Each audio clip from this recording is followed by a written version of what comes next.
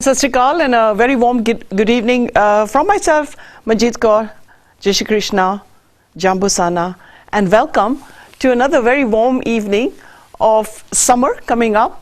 And in summer, lots of events happen, lots of situations change, and lots of social things change, in which psychosomatically things happen with our mind. We crave, we yearn, we desire, we long for something, and all these things become a problem. The need for desire, the need to crave, the need to prefer, the need to long, the need to wish, the need to crave, and the need to want. What are all these needs? Yeah, for materialistic things, I would want a settee, I would wish I have a car, I wish I can buy a phone, I wish I can do this. We wish so much for materialistic things that we fail to forget. We got this beautiful body given to us by Akal Purakh. We are the caretakers of this body, given birth by your respected mothers, and she's nourished you and helped you along the time, and somewhere along the time, along the line, something's gone wrong. What has gone wrong? And what is this cause of this chronic condition where 85% of the world is affected by this condition? The word, which is probably universally spoken about, craving. C-R-A-V-I-N-G. Craving is a need, a desire, a want, a longing, a preference, a wish, an instant desire to want it there and then. Otherwise you feel like, your emotions are going to play up. And that is a total lack of control of mind, and it leads on to the symptoms of craving. When you lose the state of your mind in anything, it could be emotions, it could be anger, it could be something that somebody said to you. These emotions also play up on your state of mind and your choice of your lifestyle and the choice of your food. Let me take you on this very fine evening to another journey of cravings. Cravings has no gender. Cravings is universally affecting people. Cravings is affected mostly by people with a rich diet. Cravings is affected by people who think they can or want or can get something ready at that point by parting away with their income. A person je गरीब होएगा वो crave नहीं कर सकेगा. ओदी थाली दे एक time दी सुक्की मिस्सी रोटी ते सुक्के चौल भी मिल जान, ओदी craving नहीं. सिर्फ वो टाइम दा ओदा गुजारा हो रहा खाने दा. इंसान दी craving और खासकर cravings are worst for women than men. Why is it that women seem to be an emotional baggage and a trauma for this, but also it's affecting 85% of the world? A craving, a yearning. You want something instantly, a desire, a longing कि मैं हुणे ही कुछ चाहिदा, हुणे ही मैं कुछ खाना है. And this kind of problem of craving is the wanting of needing instantly, a desire that you want straight away. It could be a prompt desire of mithai, it could be a prompt desire of a drink or a kala pani, or a prompt desire of a high caffeinated drink. That's a craving. To crave for sweets or such kinds of foods are psychosomatically triggers from the brain, and these things can become a repetitive behavior, a repetitive pattern day in, day out, and little do you know, you are now trapped into this way of your eating habits and a lifestyle that can be a threat or a danger to your health. A danger to your health, it could be that eating all those foods can lead on to obesity. Eating all those unnecessary foods, which we call, and in my theory I call them empty dead calories, would lead on to a lifestyle pattern of years before something hits you back for 6 and you say, oh my God. And then crying on that spilt milk, folks, कि मैं की कर लिया अपने शरीर नू, अपने देह नू, it's too late. But how long will you take to change it? You may change for a day, a week, a month, and then you may go back to that same repetitive pattern. And that becomes a lifestyle, a way that you're going to live, but not a healthy lifestyle. This evening, I will take you to the understanding of cravings, a program I've never done, and it struck me at about 5:30 a.m. this morning, having driven from the Europe to Edinburgh to Glasgow, from Dover to Birmingham has been my journey. But I decided to do this show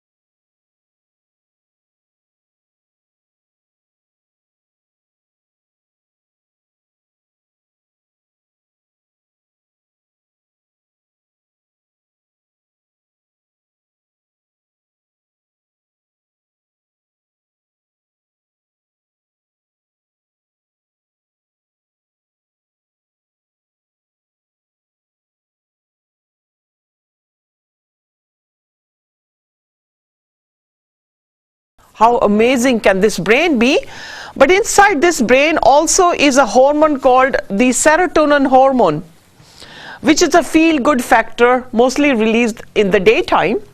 People with depression will have it going on 24/7, so they are in that high speed of lifestyle and they don't know how to switch off.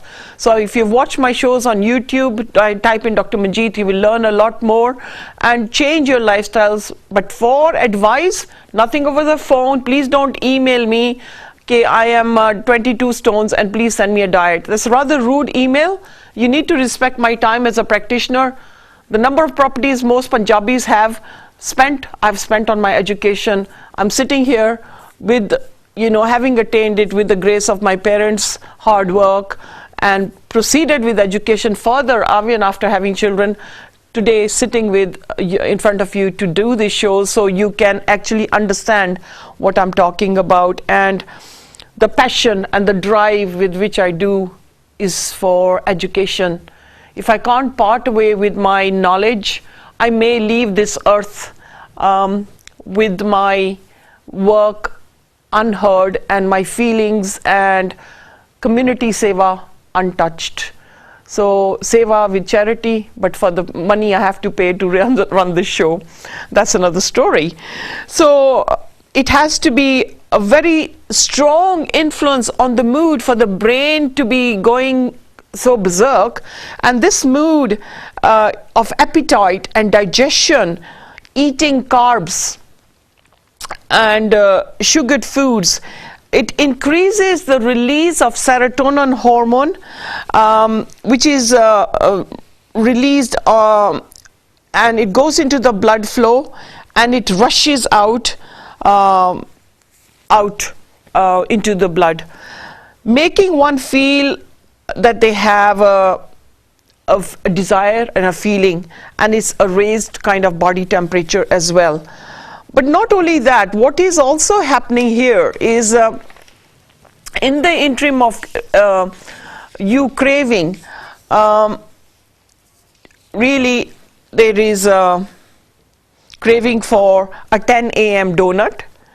It could be a 12 o'clock craving for a very greasy pizza. And the greasy pizza might leave you with the guilt factor saying, oh my God, I wish I hadn't had it. And then every day, most people unbalanced in their diet may make these, insidious decisions and temptations to blame the guilt factor. Then after eating, they feel guilty. That would include, obviously, the buildup of saliva in the tongue with the most amazing 5 senses. We will come to that. And these taste buds release saliva and your mouth becomes watery and you say, oh, let me get to the machine and get a packet of crisps, or let me get to the machine and get a packet of a cold drink or a caffeinated drink. And this is the state of mind that you send a signal and you will act upon it, but without thinking, what is the substitute? Why are you craving for it, but what can you do it on a healthier choice? And let me make you strong on this note and make you understand to make your choice of foods. Obviously,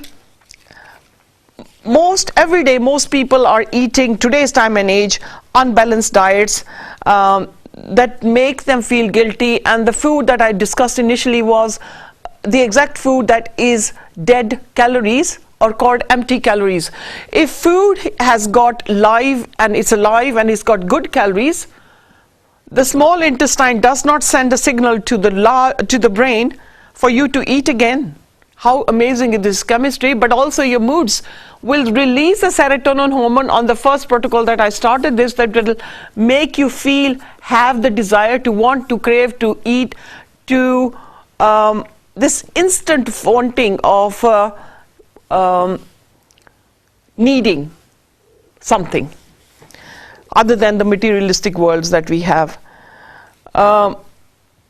Obviously, as we think, and especially for the Punjabis, and lots of unflattering thoughts come into the mind, and our body is so amazing that a biocomputer that releases neurotransmitters into our brain, where 100 trillion cells are so complex in this composition of the brain that sends signals for you to do something that will be crazily out of order. But you have actually, first of all, made that thought and forced the brain to act that way after releasing the serotonin hormone. Obviously, all these cells that are connected, they work in harmony 24/7. You'll wake up in the morning and say, oh, I'm craving for a cup of tea. Oh, I'm craving for a cup of coffee. That will wake me up. You've already given the message to your brain that you're craving for that, and the brain would then send you that taste buds of releasing that saliva to say, I could kill a cup of coffee, or I could murder a cup of tea. And that would then make you act upon it.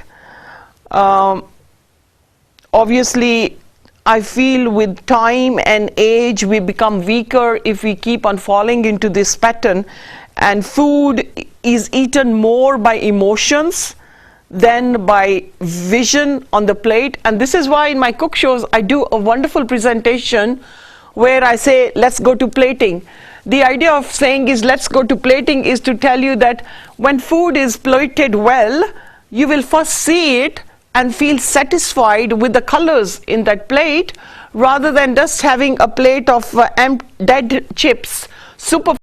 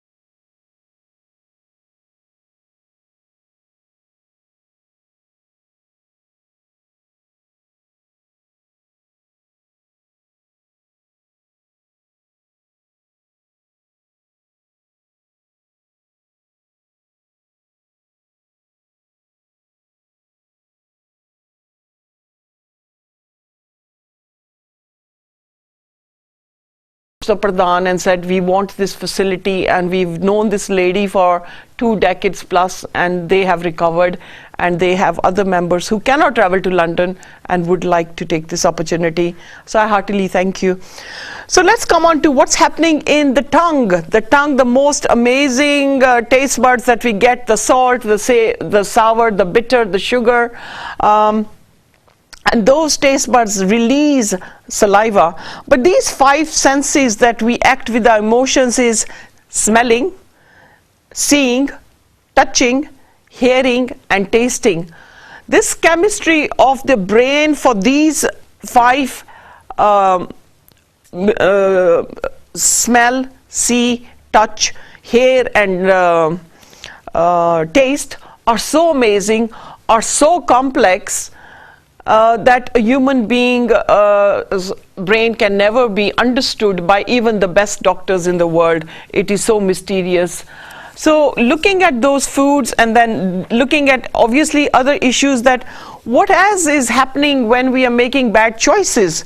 We need to be mindful of the choice that we make, mindful of what you really are doing, and what you need next time to crave for a particular food, and why that is happening. A baggage of emotions, mostly the weaker gender is women, either because the gender of women has more responsibility in the community from being a very good daughter, from being a very good wife, being a very good mother-in-law, a very good grandmother. And this change of this woman's role in her life makes her carry so much baggage, and some of the women don't let go of the baggage, don't forgive, don't let go of their children, carry on holding to their children. And in my talk shows I've said ke jehdi naadu hai enu kata do, cut away your cords from your children. ਆਪਣੇ ਬੱਚਿਆਂ ਨੂੰ ਜੇ ਤੁਸੀਂ ਵਧੀਆ ਸਿੱਖਿਆ ਦਿੱਤੀ ਹੋਈ ਆ, ਪੰਜਾਬੀ ਵਿਰਸਾ, ਪੰਜਾਬੀ ਬੋਲੀ, ਪੰਜਾਬੀ ਬਾਣੀ, ਪੰਜਾਬੀ ਹਿਸਟਰੀ, ਪੰਜਾਬੀ ਲਿਪੀ, then let go, and education, English education goes without, and they are on a good habits. Let go of your children. Don't hang on to your children. The more you hang on, the more bad choices, Bibio, you'll make of food, and you'll keep on chakki piecing those thoughts. Chakki pieci jaonge. Your children will be unhappy. They on that interim will also make a wrong choice of food, because here they've got a mother who's not letting go. The mother is creating stress, and they come home and she's leeching it upon them. So parental habits can go on to children. Obviously, be mindful of what is happening and how it will make you feel after you have succumbed that temptation, after you have overcome that temptation. Pause to think, what will become of that food? Pause to think, if I have a packet of crisps compared to a packet of cut vegetables by my desk of gajar, mulli, cucumber, kachi tori, kachi pindi, with a bit of salad, avocado, what is the better choice of a packet of dead crisps fried in a carcinogenic oil loaded with salt? Is that a better choice compared to that live food? You need to think about it. If you succumb to think that that temptation actually was a bad choice, but you don't correct it tomorrow and day after and the next week and the following week, you're now in a Catherine wheel.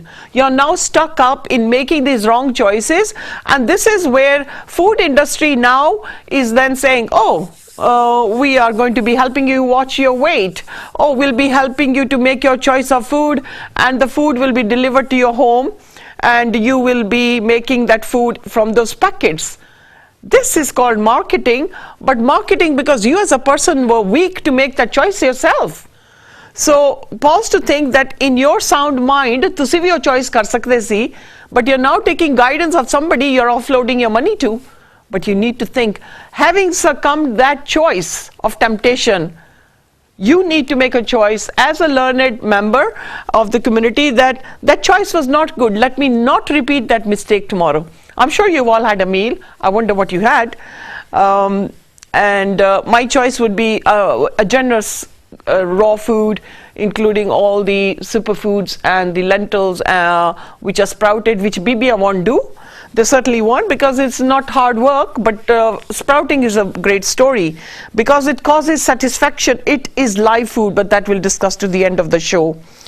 Obviously, major causes also is that 70% of the human body is made up of water, and inadequate amount of water through the day will send messages that you are thirsty. But here again, folks, you're going to make a wrong choice. You'll rush out for a cup of tea or a coffee or something in liquid form which you think will quench your thirst. In actual fact, 70% of the time you are more thirsty than hungry. Quench your breakup of that hunger with water, and then if after 45 minutes you're still hungry or you feel hungry, then you can help yourself to some nutritious food. Obviously, do not eat in a rush. Adrenaline, pause to think.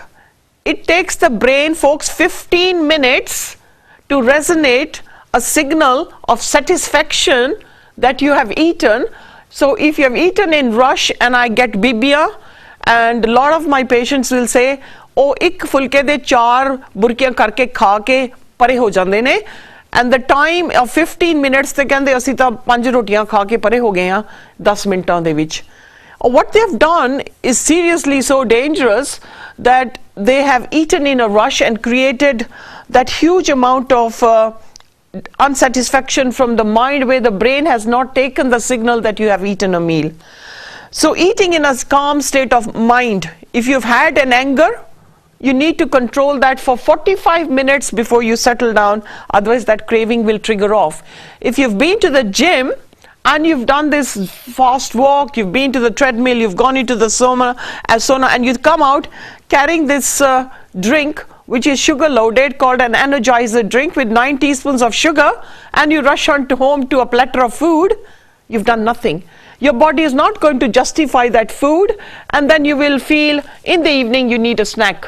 But you've burnt out some calories with hard work, paid your 7,500 pounds fees for your monthly thing, and a lot of bibia and a lot of folks are paying 65 to 100 pounds for their gym fee, and they don't go. It's so sad. But if you tell the same folks to probably put their funds and help Akal Channel in some charity, they pause and think, oh nahi, meene kharcha bahut ho gaya. And then I remind these people, do you go to the gym?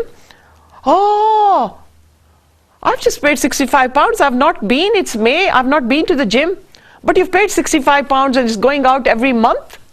And that's fine. It's fine to buy a cup of coffee for $3.50, $2.50, $2.75, 5 times a week on your way to work or lunch.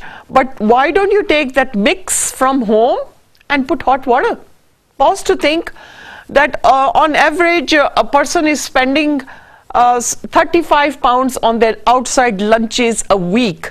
35 times 4 karo, and that is a phenomenal amount of money you could save, and only use a quarter of that money if you plan your meals from home and take your drinks or your hot drinks from home, rather than having to have these drinks from these instant machines, which are cassettes, which are liquidy and tarry, and you are going into some coffee shop and letting them add flavors and sugars, which are counting to 9 teaspoons of sugar in different forms to make up your tasty coffee. But think about that. So all these things affect. So eating in a calm state, you see yogis eating chapatis and a quarter chappa roti in the complete serene state of mind that they are going to nourish from that chappa roti, compared to you having 2.5, 3 rotiya, 4 rotiya, which you have gobbledygook. And that seriously becomes an issue. 2 animals in the world, a cow grazes all day, an elephant grazes day and night, is on the move. We eat 1 ton of vegetation. We, 21st century human beings, have become a grazing society, a society that has got instant foods in temptation corners, by the petrol station, the corner shop, in the newsagent shop, and you start scanning. and you start thinking, oh, can I have the packet of crisps? Shall I buy this chocolate or that chocolate? What about the nuts and seeds you could have carried from home? What about a packet of nuts and seeds which you're going to pay probably about double the price if you bought a bigger packet and made those pouches a week before you travel out, or as I do, or a week before, and put it in your work drawer, so you've got instant good food. Obviously, it's not what you want to eat, it's what you need to stop and think, do I need to eat it? And then obviously not eating by the computer, because that's not satisfaction. You'll crave for more. Do not sit by the computer. Do not surf by the computer when you're eating. Eating time is your time. It's on the table, an upright position. Do not slouch. You slouch, you're curling your stomach in, and that leads on to the stomach walls getting tighter, and you'd feel bloated.